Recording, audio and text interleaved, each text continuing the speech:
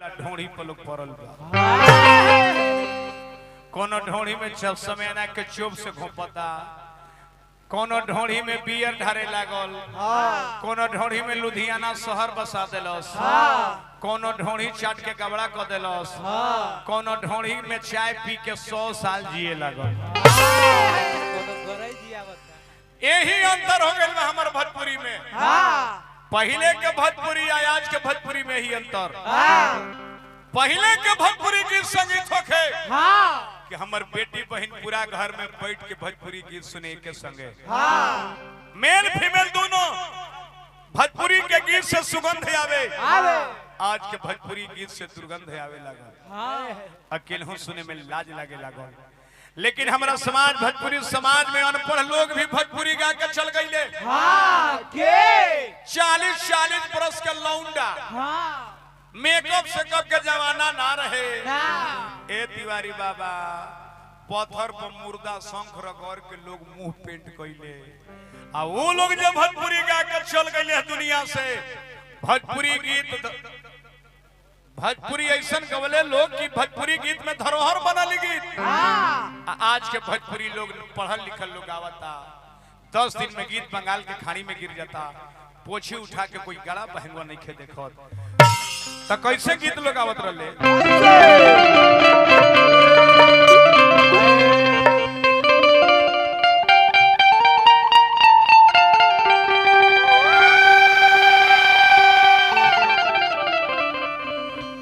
किया रे तावना बड़ू बाबा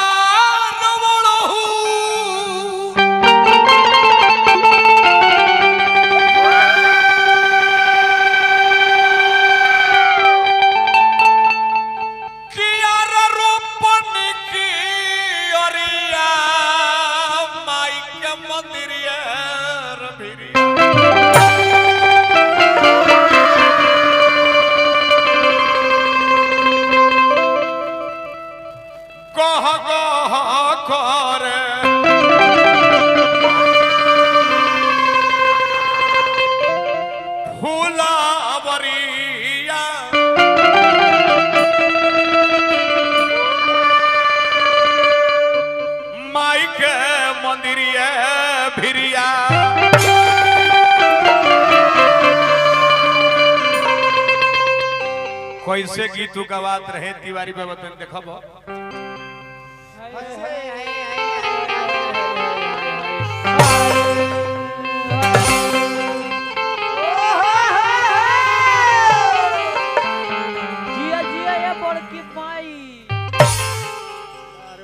ई कलाकारी देखावला,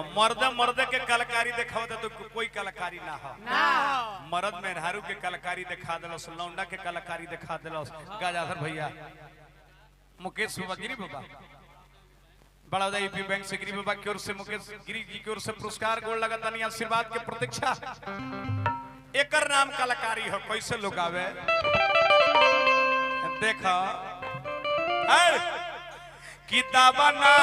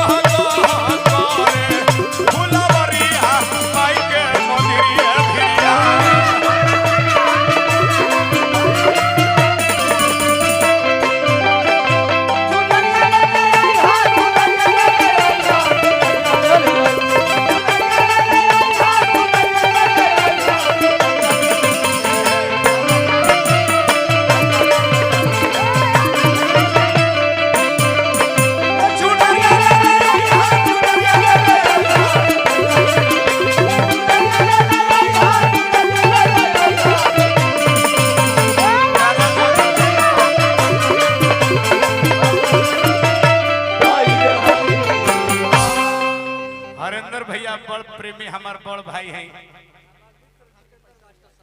मान्य जितेंद्र मास्टर साहब तनी स्टेज पे थी मास्टर साहब के प्रणाम करनी हतनी आई घूमत फिर तनी के ढेर दिन पर हरेंद्र भैया ढेर दिन पर हमने के कब फोन कर ले तो हमने के तो मगधे सोने छुट्टी नहीं खे रहत लेकिन प्रेमी के चलते कब को डगर जैले हम हूं हर बात के पीछे कुछ न कुछ कारण है मास्टर साहब बिना कारण के दुनिया में कोई बात नहीं होता नहीं इधर देखिए हैं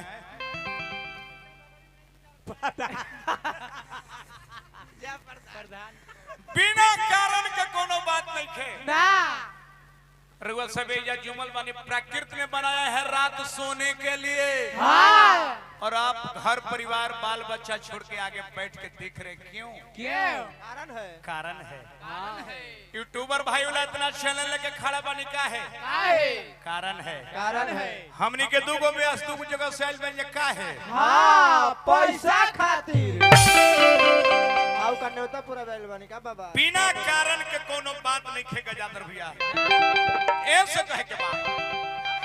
किताब ना हमारू बाबा के रखनी चरनी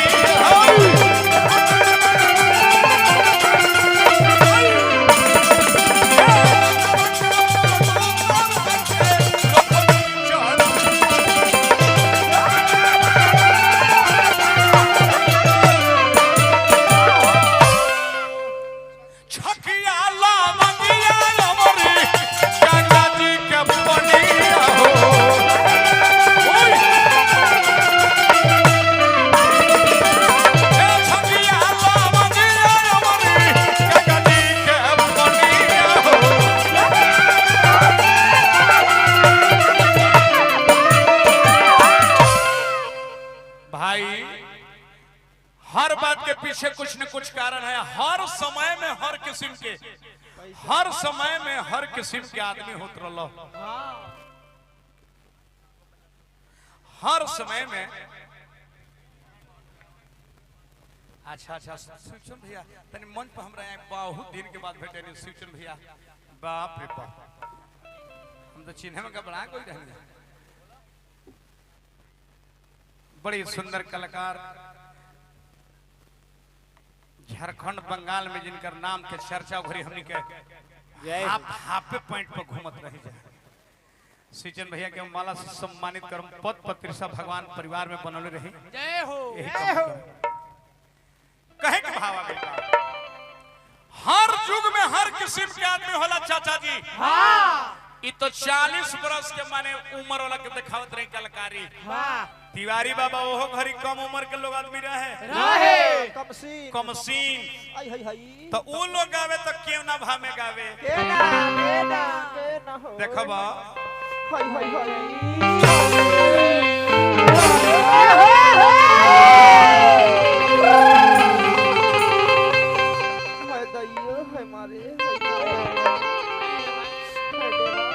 कि लोढ़ी लोढ़ी